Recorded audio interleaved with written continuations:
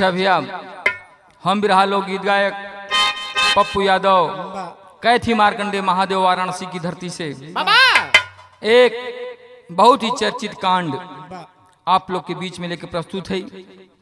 हमें आशा ना विश्वास है कि जौन प्यार आशीर्वाद दुलार आप लोग का हर बिरहा के मिलला, ये बिरहा के भी मिली।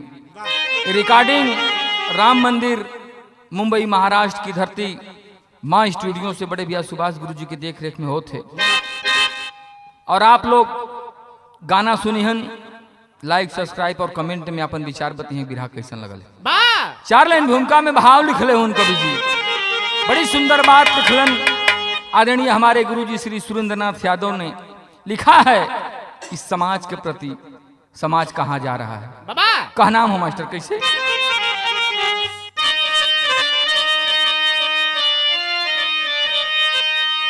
जहर से भरा है ये जालिम जमाना, कैसा ये घातक पहर हो रहा है। देखो जिधर भी गरल ही भरल है,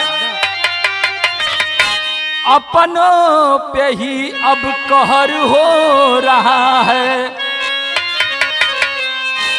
भरा द्वेष है हर सहज भेष में अब, अरे दया भाव सब बेकदर हो रहा है। दोषी है शिक्षा या दीक्षा सुरेंद्र, या पर्यावरण का असर हो रहा है।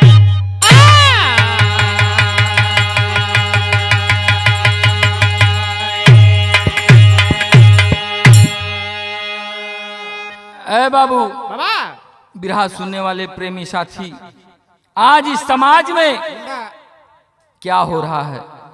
ये शिक्षा का असर है या दीक्षा का असर है, या आज के पर्यावरण का असर है? समाज के लोग राह से भटक रहे हैं। एक लाइन यहाँ कवाली का अंदाज लगल मास्टर।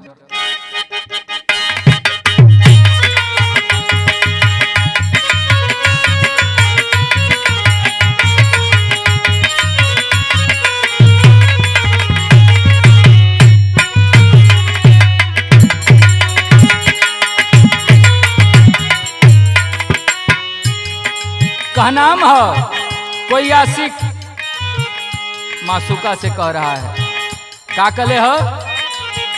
जाग उठेंगे गर्द पुराने जख्मों की अंगनाई में, जाग उठेंगे गर्द पुराने।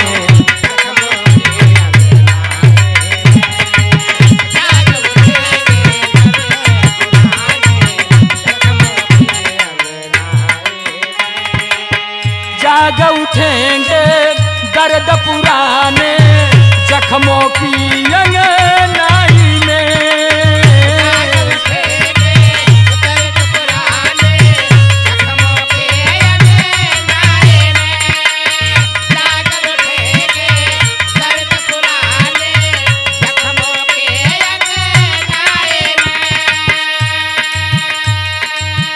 जाग उठेंगे दर्द पुराने जख्मों की अंगनाई में। दिल की चोट उभर जाएगी, दिल की चोट उभर जाएगी, मत निकलो पुरवाई में। दिल की चोट उभर जाएगी,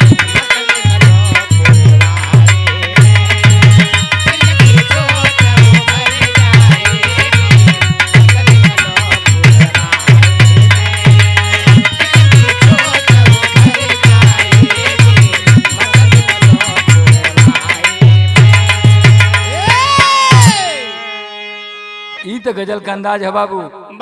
लेकिन कवि जी कितना सुंदर भाव लिखलन बिरहा के भाव में। का नाम है आज किसे मैं अपना समझूं, कौन अपना है? का नाम है करे कौन है अपना कौन पराया, कौन है अपना कौन पराया, किसका कौन संघाती है। कौन है अपना कौन पराया, किसका कौन संघाती है। कौन है अपना कौन पराया, किसका कौन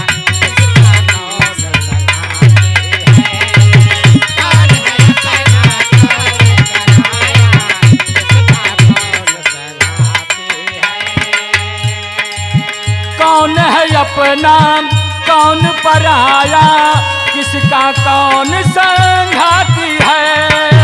कौन है अपना कौन पराया, किसका कौन संघाती है।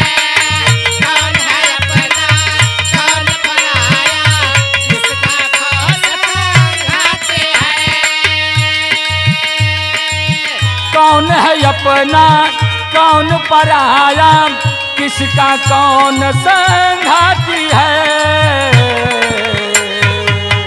अवसर खोज रहे हैं सारे, अवसर खोज रहे हैं सारे, घात लगाए घाती है। अवसर खोज रहे हैं सारे, हाथ लगाए भाती है।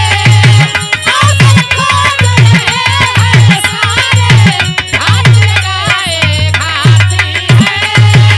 अवसर खोज रहे हैं सारे, हाथ लगाए भाती है। यही जन से कहानी की शुरुआत भेल मास्टर। नजम कलाइन लगन कैसे।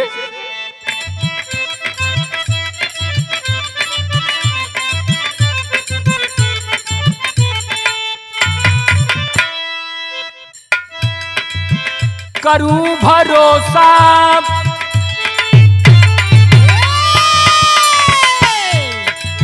करूं भरोसा, किस पे कौन यहाँ अपना है। आज के दौर में वफा तो हुआ सपना है।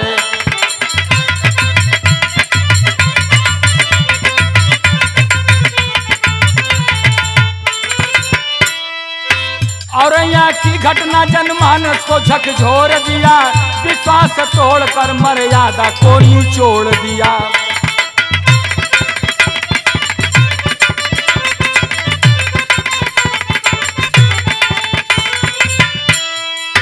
वो गाना का दिलीप शादी को रचाया है, प्रगति दुल्हन को अरमान से घर लाया है।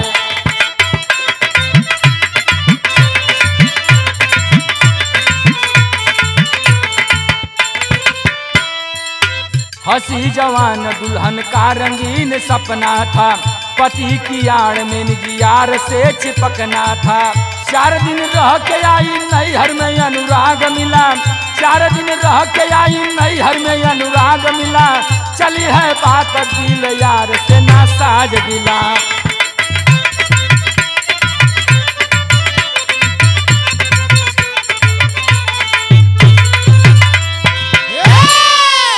ऐ बाबू कहानी के समझ लें। कहानी उत्तर प्रदेश सहारनपुर से मिलल। सहारनपुर जिला में एक गांव और यहाँ पड़ाला। सहारनपुर में और यहाँ ग्राम में एक गांव है छोटा सा पूरा सियापुर, वहीं के रहने वाली प्रगति। वो लड़की के नाम प्रगति बतावल गल बाबूजी। छोटा सा परिवार है, माई बाबू संपन्न परिवार है, कोनो दिक्कत ना है। आज प्रगति धीरे धीरे शादी योग्य भइल है। माई बाबू सोचत हूँ कि बिटिया का शादी कर दें, लेकिन प्रगति के वही गांव के रहे वाला एक अनुराग यादव नाम का लड़का रहल। प्रगति और अनुराग का चक्कर चले लगल। धीरे धीरे दोनों मिले जुले लगलन। ये बात का चर्चा पूरे गांव में हो गई। जब पूरे गांव में भइल है तो माई बाबू सोचलन कि अगर कोनो ऊंच नीच घटना अगर हो जाई तो गांव देश में मर्यादा बिगड़ जाई, सम्मान बिगड़ जाई। आज बाबूजी प्रगति का शादी उन्हीं का, प्रगति का एक बड़ी बहन रहनी, उन्हीं के देवर रहन जेकर के नाम दिलीप बतावल गए। वही दिलीप से प्रगति के शादी तय हुई और तय भइल है। शादी भइल है 5 मार्च के। 5 मार्च के प्रगति दुल्हन बन के दिलीप के घरे गईलीन। 4 दिन बाद 9 मार्च के फिर वापस जेके के गोड़ी फेरे कहल जाला। बाबा गोड़ी फेरे बदे अपने नैहर में अली।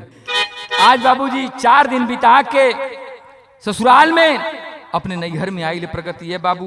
लेकिन जब नैहरे में आइल अनुराग जब भेटायल तो कहलेस कि कहा हो हमरे करेजा पर पहाड़ तोड़ के अब बियाह कह के चल गेलू अपने पति के घरे। आई ना सोचलू कि हमार कैसे बीती। ए बाबू जब इतनी बात प्रगति सुन लेस अनुराग से कहलेस कि ए अनुराग सुना शादी तो हमार हो गई, माई बाबू जबरी कर दहलन, लेकिन हमरे दिल में खाली तो ही बसल हुआ। आज तक हम दिलीप के अपन पति ना मन ली। और दिलीप का परिवार बाबूजी एक संपन्न परिवार था। 4-5 जीसीपी थी उसके पास, क्रेन जो कि गाड़ियों को टोचन करती हैं, बड़ी बड़ी सामान उठाती हैं, जिसको कि हेड्रा भी कहा जाता है। आज बाबूजी बहुत संपन्न परिवार था, कोनो दिक्कत परेशानी ना रहल, बहुत बढ़िया घरे शादी भइल रहल। लेकिन प्रगति के कहीं न कहीं दिल में अनुराग बसल रहल। जब नैहर में अनुराग से भेंट भइल है तो दोनों अपन अपन सिकवा गिला करत हुन। एक लाइन गीत बदल गई मास्टर।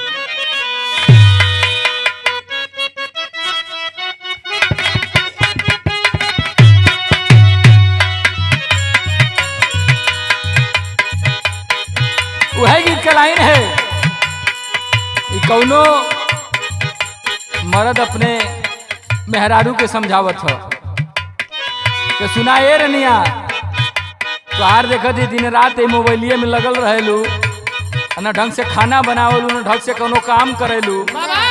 दोलैया कहे का हम कह दिलिए थी बतावत है, कब बतावत हो का कले हो। पबजी खेले में सब्जी जरवलू,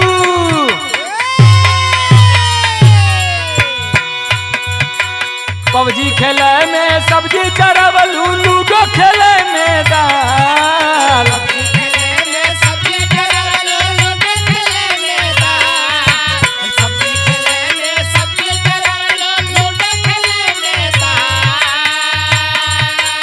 पबजी खेले में सब्जी चरवलू, लूडो खेले में दाल, रोटिया जारी देहलू हो, रोटिया जारी देहलू हो, होठवा रंग मिला ले लाल,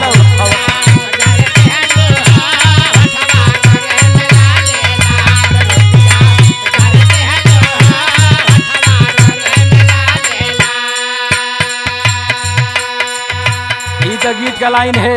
लेकिन जब इस समय अनुराग और प्रगति मिलल हुन, अपने अपने दिल के शिकवा शिकायत बतियावत हुन। कहले है का बिगड़ लगती मोर रवानी,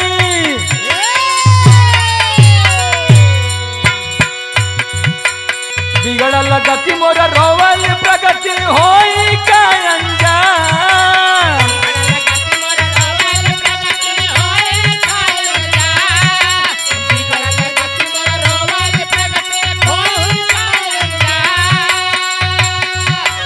बिगड़ लगती मोर रोवल, प्रगति होई का अंजाम, हमत जियब रजऊ, हमत जियब रजऊ, हमत मुँह तोहरे नाम, हमत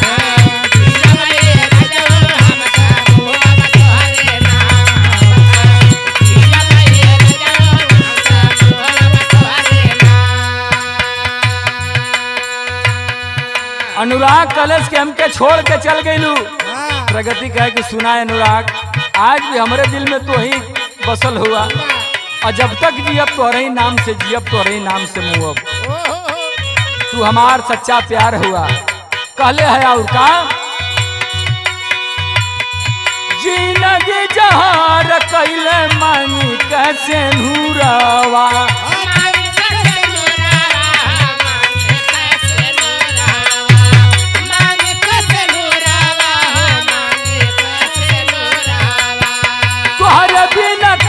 पेला हमारा जियरवा, हमारा जियरवा, हमारा जियरवा, हमारा जियरवा, हमारा जियरवा, देके सहारा हमके उबारा कैदा काम तमाम, सहारा हमके उबारा कैदा काम तमाम, हम देके सहारा हमके उबारा कैदा काम तमाम, सहारा हमके उबारा कैदा काम तमाम हमके जियब ए रजऊ हमके जियब ए रजऊ हमके मरब तोहरे नाम हमके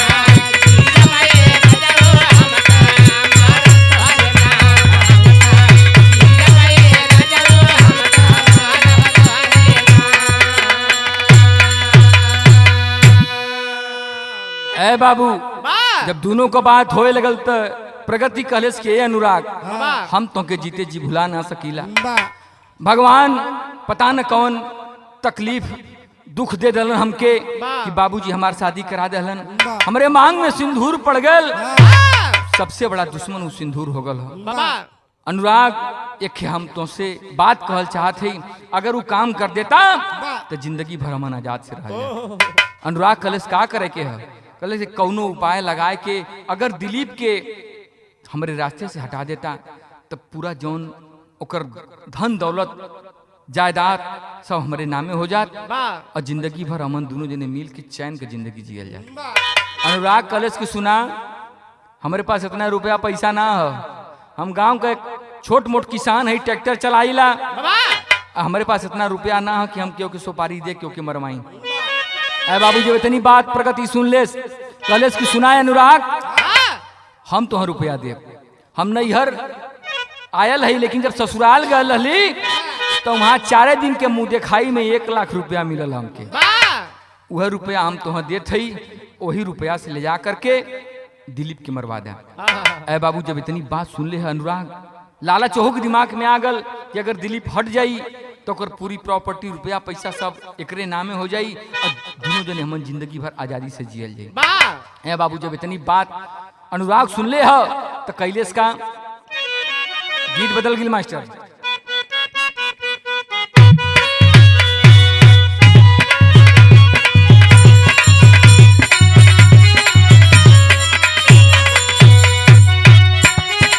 क्या बात है, एक दुल्ही के शिकायत है सुभाष भैया,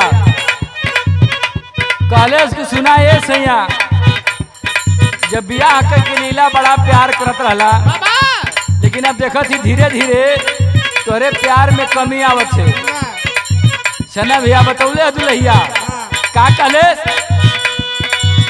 राजा पहिले नियर नहीं मानेला,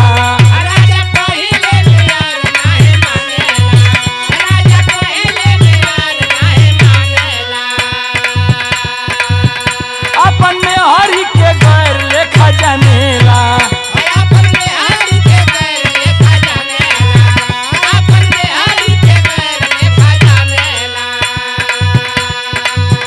कमी भइल ये बलम तोहरा प्यार में,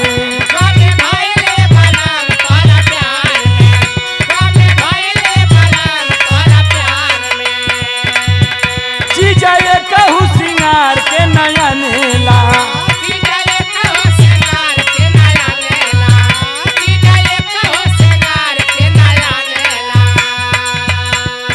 सिलवट पे चूड़िया फोरे लुए जान, सिलवट पे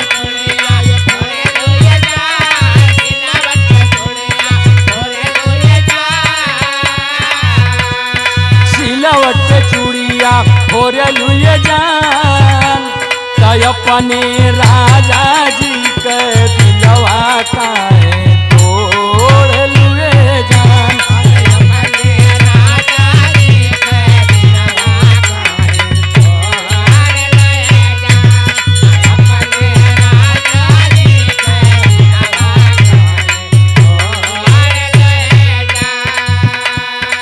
लेकिन आज बाबू प्रगति और अनुराग मिलल हुन, बातचीत चलत हो नाम के। अनुराग कहत का छोड़ी हमरा के गइलू ससुराल में,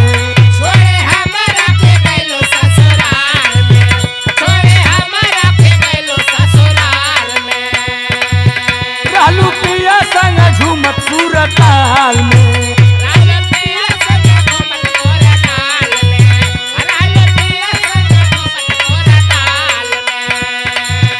गोरी दिलवा पे छुरिया चलावलू,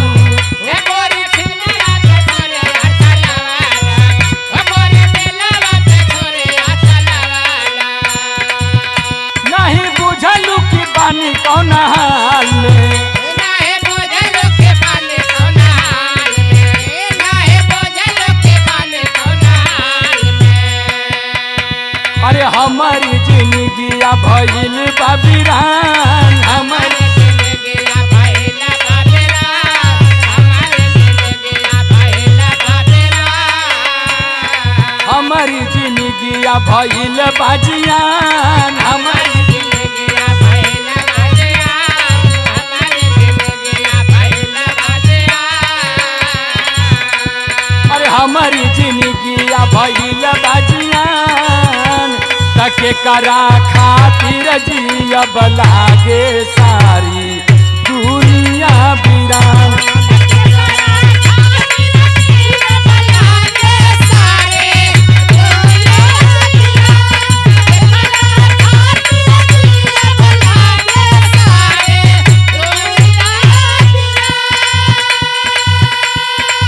कहल प्रगति बवरिया हो सुना हमरो बला,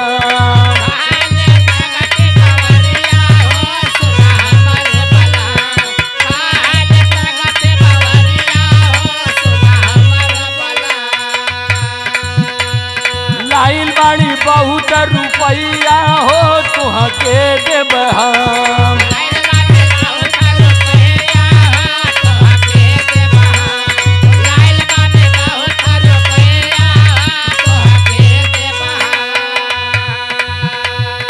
कई दा दिली पावा के हाली संधान, कई दा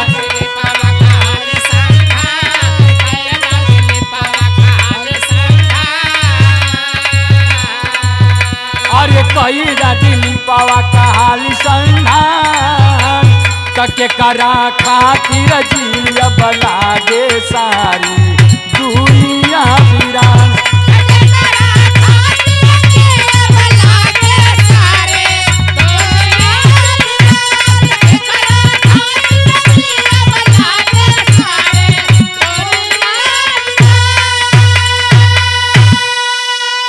ऐ बाबू प्रमाण मिलता है जौने समय प्रगति कलेश के अनुराग दिलीप के रास्ते से हटा दा, हमन की जिंदगी खुशहाल हो जाई। ऐ बाबूजी जब अनुराग कलेश के हमारे पास रुपया पैसा ना हो, कलेश की सुना ससुराल में गल मुँह दिखाई में 1 लाख रुपया मिलल, वह रुपया लेला आ कोनो व्यवस्था कह के ओके रास्ते से हटावा। ऐ बाबूजी जब अनुराग रुपया के पौले है 1 लाख, बड़ा खुश भयल, दिल में कहीं ना कहीं तो लालच हो की रहल कि प्यार भी मिल जाई और दिलीप के जायदाद भी मिल जाई। लेकिन पैसा लेके चलल हो, और जब चलल तो टेरी के अंदर भाव लगल मास्टर।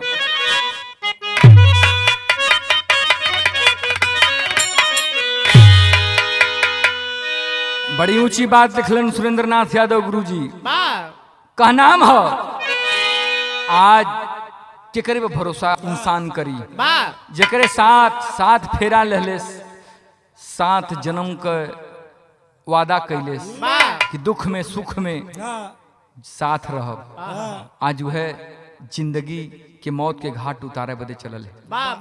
का नाम है कैसे? अरे जीवन कंटक घर वाली बन गई, अरे जीवन कंटक घर वाली हो राम, जीवन कंटक घर वाली बन गई, नागिन नार नवेली बनी करल की प्याली, अरे हो प्याली, अरे हो प्याल।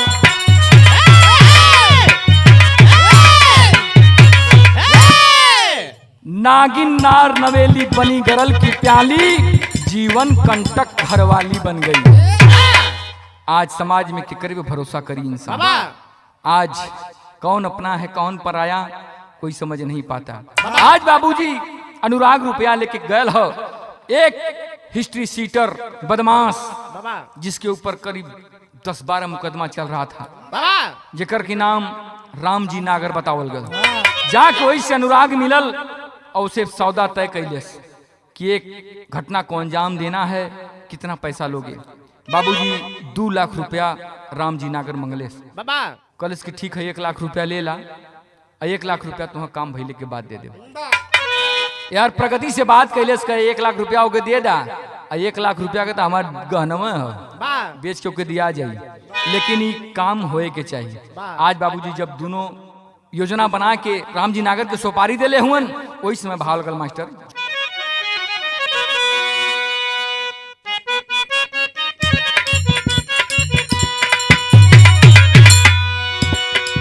रुपया पाया अनुराग जागल मन में बेसराग,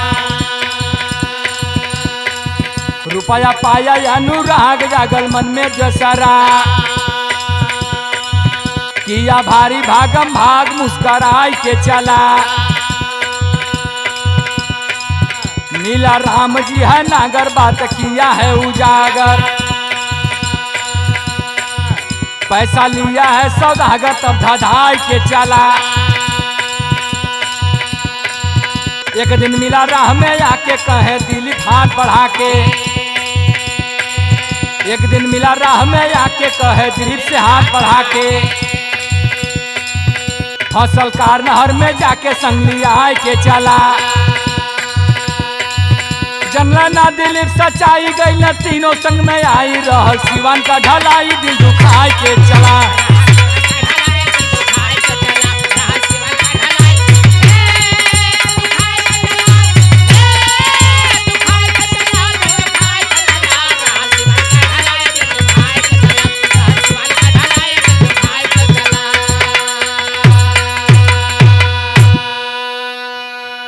अय बाबू प्रमाण मिलता है जिस समय राम जी नागर से सौदा तय हो गया, आज राम जी नागर अपने दो साथियन के लेकर के आज दिलीप के पीछे पड़ गल हो।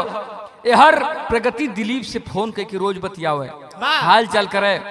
एक दिन दिलीप अपन किरान लेकर के आगरा की तरफ गल है। कौनो घटना भइल गाड़ी उड़ी के ओके रास्ते से हटावे के कोनो सामान पहुंचावे के रहे, किरान के लेके गयल हो। वही रास्ते में जा करके बाबूजी दिलीप के प्रगति का बात भइल फोने से। दिलीप बतौले कि आज हम आगरा में जाते किरान लेकर के, कुछ काम हो, वहां से 1-2 घंटा के बाद लौटब। ये बात का पता अनुराग की प्रगति बता दिले कि आज आगरा की तरफ गल हूँ किरान लेकर के, बड़ा अच्छा मौका हो, अगर यही समय अगर कुछ कर ले तो हो जाए। आज बाबूजी अनुराग राम जी नागर के बतौले हो। राम जी नागर अपने 3 साथियन के लेकर के रास्ते में जाकर के दिलीप से मिलल और दिलीप अपन वहां से काम निपटा के वापस आवत रहल। जब रास्ते में मिलल हो तो राम जी नागर रोकलेस, कलेस की भैया एक बगल में एक नहर है, वही नहर में हमार कार फंस गई है, अगर आप अपने किरान से चल के अगर निकाल देतन तो बड़ी मेहरबानी हो जात। जौन भी पैसा आपका भाड़ा हुई हम आपके दे दे, लेकिन चल के हमार कार निकाल दे। अय बाबूजी दिलीप समझ नहीं पाया कि सब घाती हमारे साथ घात करी हन। कलश के ठीक है भैया चला, लेकर के किरान चलल हो। लेकिन जब कुछ दूर पहुंचल हो तो राम जी नागर कलश की भैया किरान है खड़ा कर दा और चल के पहले रास्ता देखला कि किरान जाई कि ना जाई, ओकरे बाद आकर के किरान लेके चली। हाँ आज बाबूजी वही राम जी नागर के मोटरसाइकिल पर आगे राम जी नागर गाड़ी चलावत हो, बीच में दिलीप और ओकरे पीछे एक आदमी और बैठल लेके एक सिवान में गिलन जहाँ की पूरा खंती खाड़ी झाड़ी रहल सब ओहरे लेके चलल हूँ। और जब चलल तब मास्टर गीत फिर बदल गई।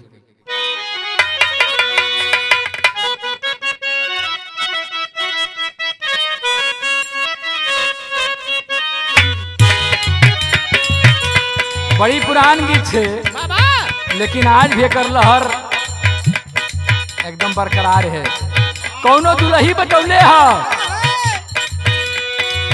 सात नदिया परवा से मोर भैया अइला रे ना नदी मोर भैया अइला रे ना नदी मोर भैया अइला रे ना नदी। सात नदिया परवा से मोर भैया अइला रे ना नदी मोर भैया अइला रे ना नदी। तबो नाही बाबा बिगवा कैला छोटी रे ना नदी।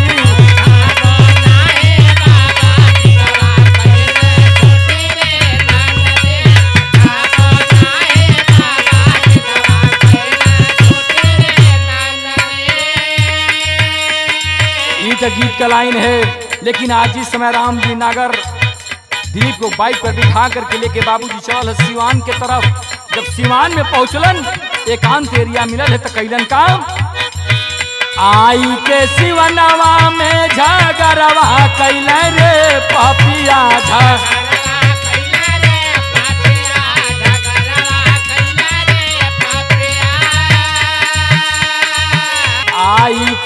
जीवनवा में झगड़वा कैले रे पापिया, झगड़वा कैले रे पापिया, मारी के बंदूक से कपड़वा फोड़ले रे पापिया।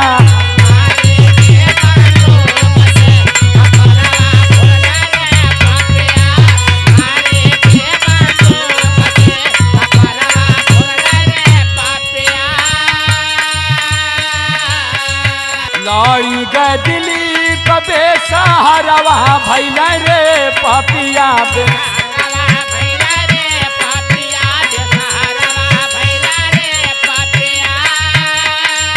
लड़ले दिलीप बेसहारवा भैले रे पापिया, बेसहारवा भैले रे पापिया, गोली लगत गिर गईल कपरवा धैले रे पापिया।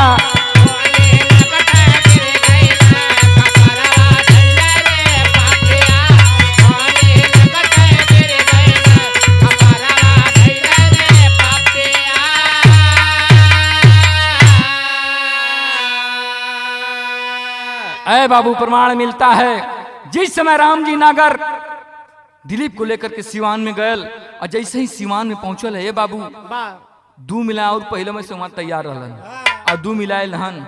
जैसे ही दिलीप मोटरसाइकिल से उतरत हुन न पूछत हुए जाचत हुए बाबू जी तुरंत मारे शुरू कर दिलन।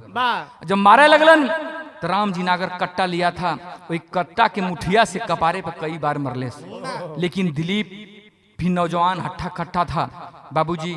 जब कुल मारा लगल तो यो बाज गल, जब बाज गल एकाक दूजने के जब दो चार फाइट मरले से समझ गए कि हमन पार ना पावल जी। आज बाबूजी तुरंत ही कट्टे से तुरंत ही सर में गोली मार देते हैं। और जब दिलीप के सर में गोली मरले हुन सर पकड़ के दिलीप जमीन पर गिर गल है बाबू। जब जमीन पर गिरल हो कहना में गीत बदल गई मास्टर।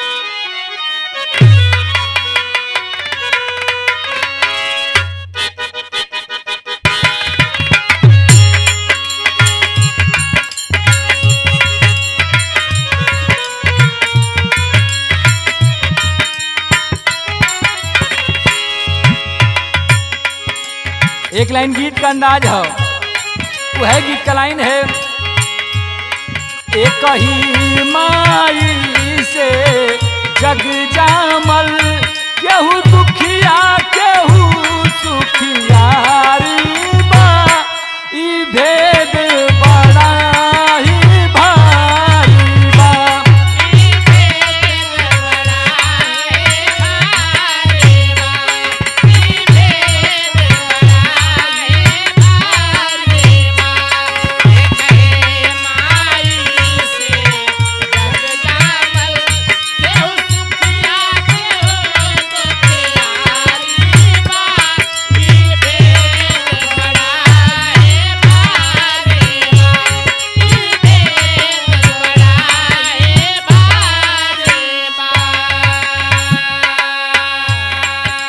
लेकिन बाबू जिस समय वह पापी गोली मार देते हैं दिलीप जमीन पे गिर गया, लेकिन घायल है।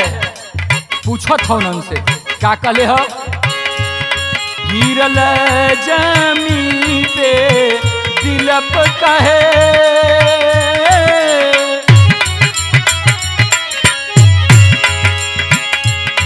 गिरल जमीन पे दिलीप कहे, ई कैसन मारा मारी बा, बोला गलती कौन हमारी बा।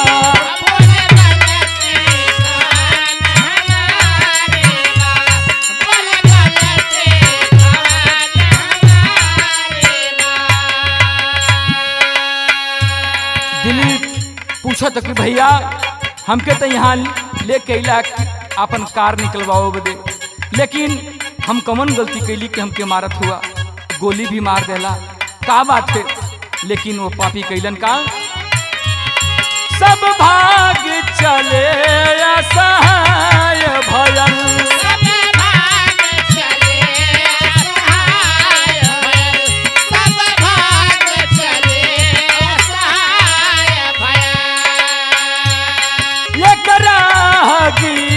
जब आए गयल,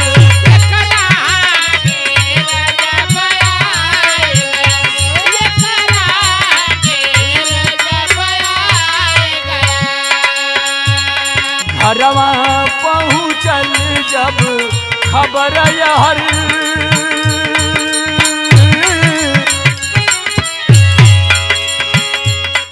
घरवा पहुँचल जब खबर यहर, हॉस्पिटल दवाई जारी बा, बोला गलती कौन हमारी बा, बोला गलती कौन हमारी बा, बोला गलती कौन हमारी बा।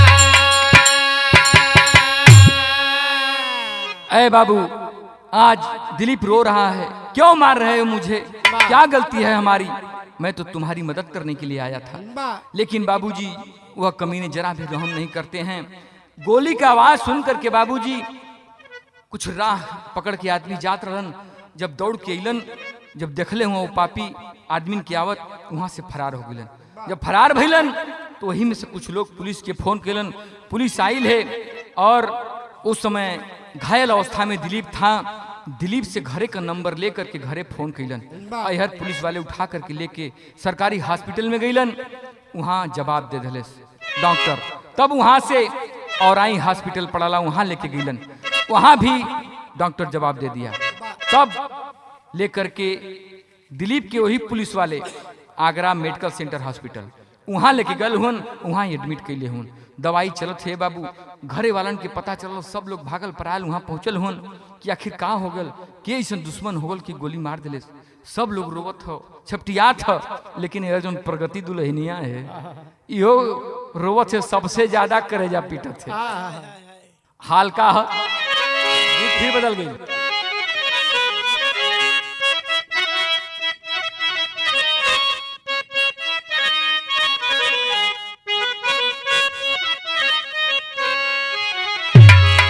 पारंपरिक गीत है, माता बहन लोग गावेली। काजू भैया जब कहीं नहान पहान बजे हैं माई बहन लोग तो गठरी बांध के कपारे पर रख लिहन और भोरहरिया में चलिहन, तो वही समय गीत गावेली। का गावेली, अरे गंगा जी कऊची बा अररियन हो, जहाँ बस भगवान। यह गीत का लाइन है, लेकिन आज घर परिवार सब रोवत है, लेकिन सबसे ज्यादा दुल्हिया रोवत है।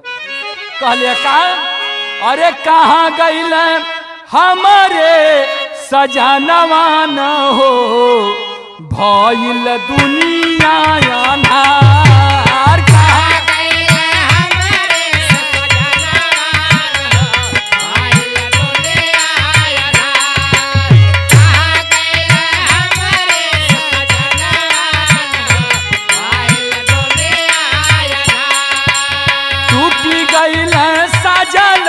सपनावा न हो, भइल दुनिया अन्हार।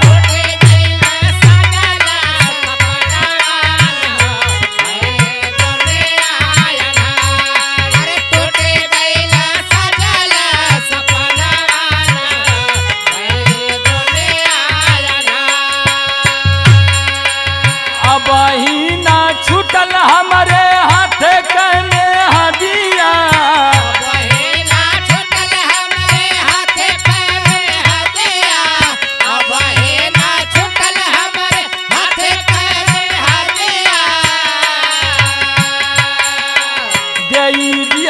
विधाना तू कैसन दर दिया,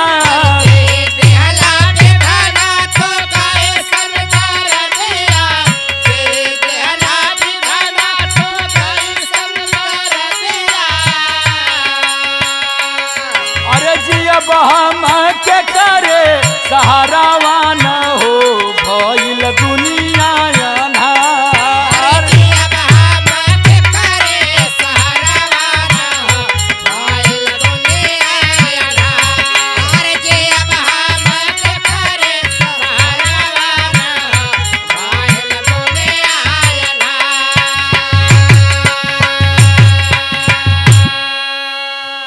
बाबू।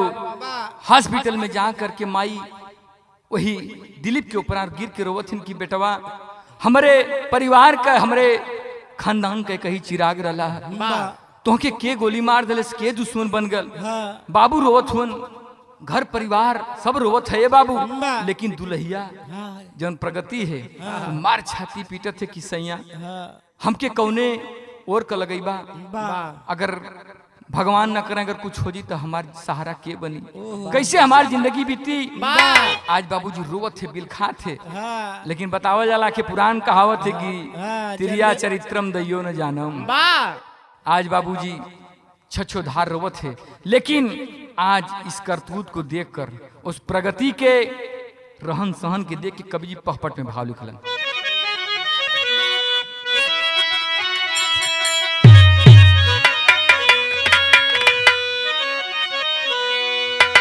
कवि जी बड़ी ऊंची बात लिखलन पहपट में का वाह करे मर्यादा धरा में करे मर्यादा धरा में आज बिलखती छाती घाती आपन बा असेनुर के ऊपर छापल संघाती घाती आपन बा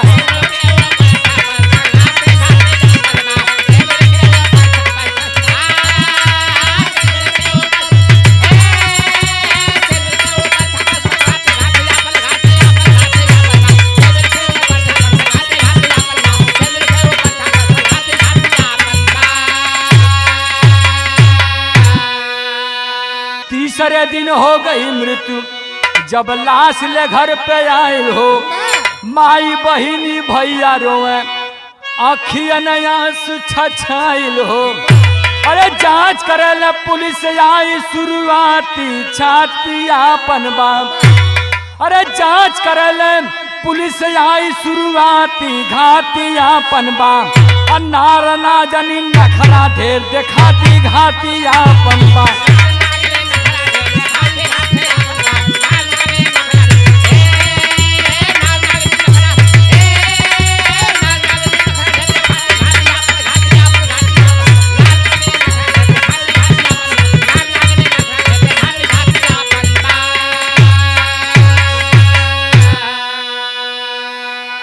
प्रमाण मिलता है बाबू कि 3 दिन दिलीप जिंदा रहलन लेकिन तीसरे दिन मृत्यु हो गई जब मर गईलन घरे वाले हॉस्पिटल से लेकर के बाबूजी घरे अलन सब लोग रोवत है बिलखत है लेकिन पुलिस जांच में लग गई कि आखिर इतना अच्छा लड़का दिलीप परिवार का एक ही चिराग आपके शुरुआत में बतौली कि प्रगति के बड़ी बहन के देवर से शादी भइल लेकिन प्रगति के जो बड़ी बहन रहल वो प्रगति के चचा के लड़की रहल दिलीप अपने माँ बाप का अकेला बेटा था आज बाबूजी वह चिराग भी आज बुझ गया माई बाबू बिलखत हुए रोवत हुए लेकिन आज सहारा के देवे वाला ना कभी जी आल्हा के अंदर भाव लिखलन कैसे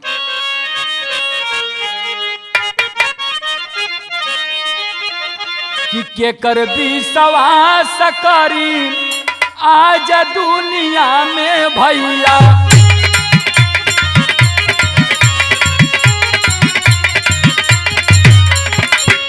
धार्मिक भेष में बेधर्मी घूमत बा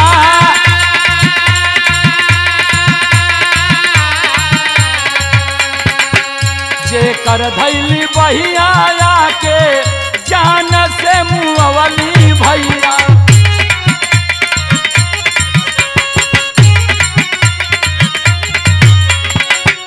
यारवा के संगे लाभक दिलावा लगा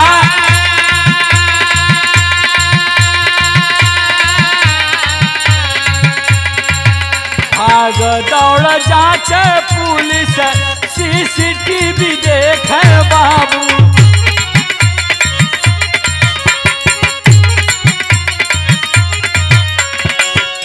राम जी नागर को पकड़े हैं जा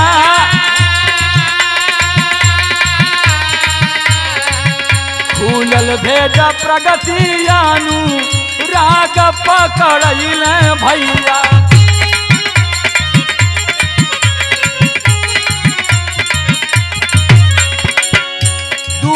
लाख रुपया में बात भइल बा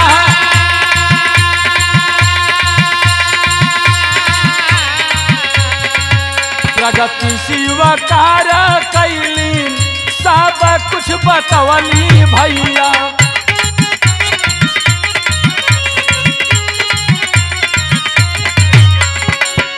मौज उड़ावती संगे शादिया रचा।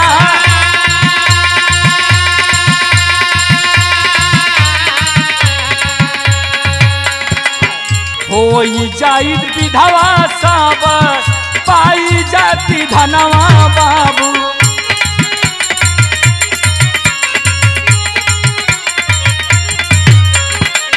यारवा के साथ सारी योजना बना।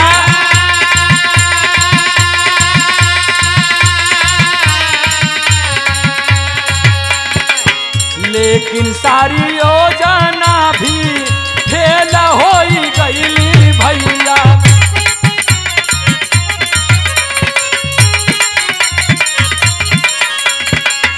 झंखली पपिनिया आज जेलावा में जा।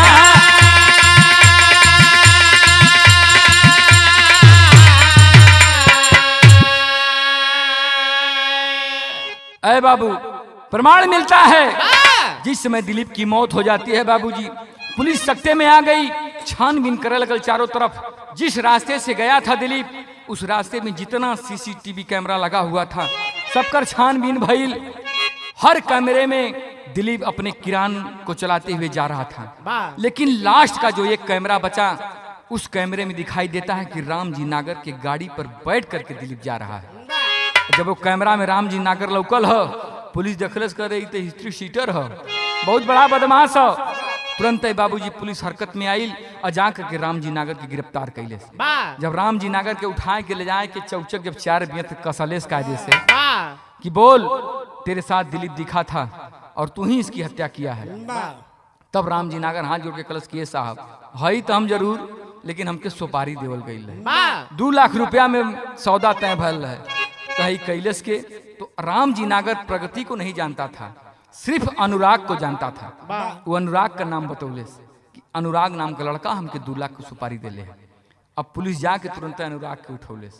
जब अनुराग पकड़ायल है, जब अनुरागों के 4 डंडा जब लगल कायदे से प्यार का भूत उतरल, तब प्रगति के बतौले कि सरकार हमार दोस्त ना कुल दोस्त प्रगति कहे। वह हमें रुपया दहलेस कलेस की मुंह दिखाई में 1 लाख रुपया मिलल हो, यह लेके हमारे पति की जान से मरवा दे, जिंदगी भर मन ऐश करल जाए। तो साहब वही के पूरी योजना बनावल है। जब पुलिस इतनी बात सुनले जाए के तुरंत प्रगति के उठौले, मार करेजा फिटत रहने की मर जाब जी, वही सैया के चिता पर हमहू जर जाब। पुलिस गलस की चला, अब तुहार रिमांड जेल में ले आई, पकड़ के ले आई बाबूजी पुलिस। अनुराग प्रगति के जब सामने बैठा के जब पूछे लगल, तो प्रगति पूरी बात के बतौले कि सरकार हम योजना जरूर बनौली, हम अनुराग से प्यार करत रही, लेकिन माई बाबू हमार जबरी शादी कर दलन दिलीप के संग हैं। दिलीप के हम कभी पसंद ना कैली और योजना बनौली कि अगर दिलीप मर जी हन तो उनकर जो धन दौलत हमरे नाम से हो जाई और फिर अपने प्रेमी के साथ रह के अपन जिंदगी बिता ले। पुलिस कर उसकी चलाए अब जेल में चल के हो जाए अपन जिंदगी बितावा। आज दोनों जने जेल में गईलन, लेकिन आज माई बाबू का कहाल है खड़ी में भाव लिखलन कवि जी।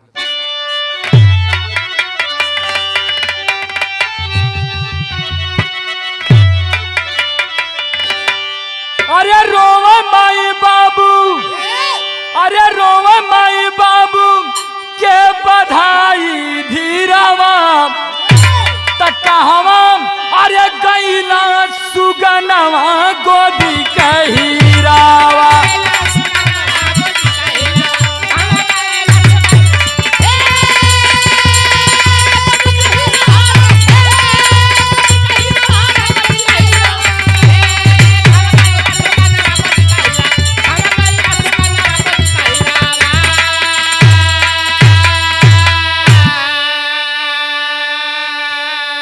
अरे रोव माई बुढ़िया दुख में हंसिया गिराई के और चली गईला लाल कहाँ बहिया छोड़ाई।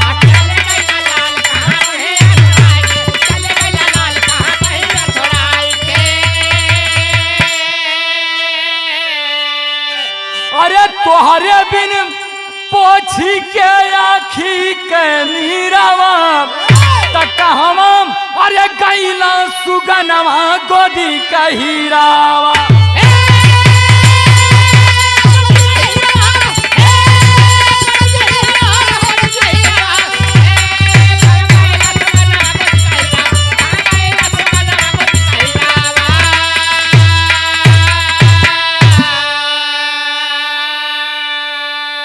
अरे बाबू, इस प्यार के चक्कर में प्रगति अनुराग तो जेल गईलन, लेकिन आज बुढ़ाई माई और बाबू के बिगड़ गई। माई रोवत छिन की बचवा अब हमहन के सहारा बनी, के करे सहारे हमन अपन जिंदगी जियल जाई, के हमहन के दुख दर्द देखी और के हमन का सहारा बनी। आज रोवत हुन, लेकिन कवि जी एक लाइन और लिखलन का गौर करने की बात है।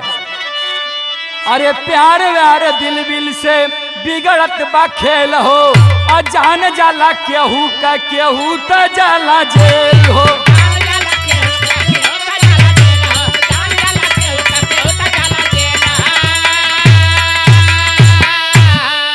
अरे मर्यादा संस्कार के रखा बचा के सिरवा तक हम अरे गैला सुगनवा गोदी का हीरावा।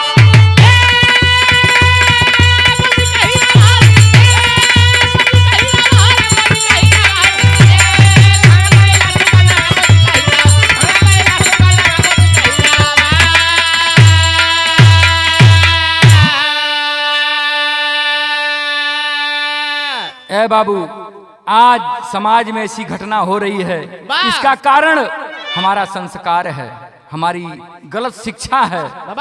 अगर अपने परिवार को, अपने बच्चों को अगर अच्छा संस्कार, अच्छा शिक्षा देंगे तो ऐसी नौबत नहीं आएगी।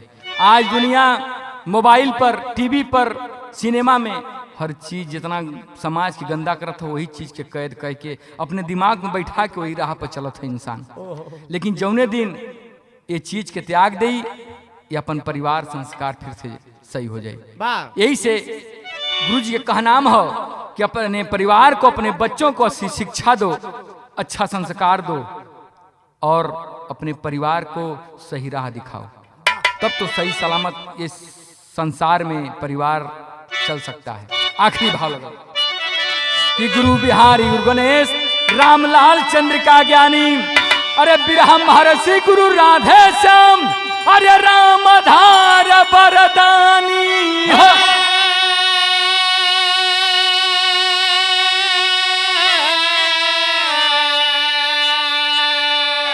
कहे जीवन कंटक घर वाली बन गई, अरे जीवन कंटक घर वाली बन गई, तब पप्पू कवि सुरेंद्र रक्षक मई हर वाली जीवन कंटक घर वाली बन गई।